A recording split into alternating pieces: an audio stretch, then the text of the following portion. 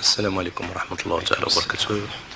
بالنسبة للاستعدادات ديال المقابلة ديال غد، فالاستعدادات كجميع المقابلات اللي خدناها من قبل تجري استعدادات في واحد الأجواء طيبة كتير، فيها واحد الروح ديال الأسرة، ديال التضامن، روح ديال المسؤولية، ديال الجدية، وباحترافية عالية.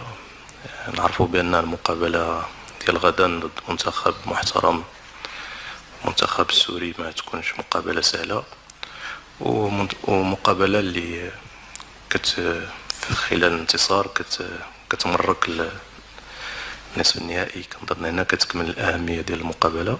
نظن أن كل واعي بالمسؤولية ديالو، كل واعي بالأهمية ديال هذه المقابلة.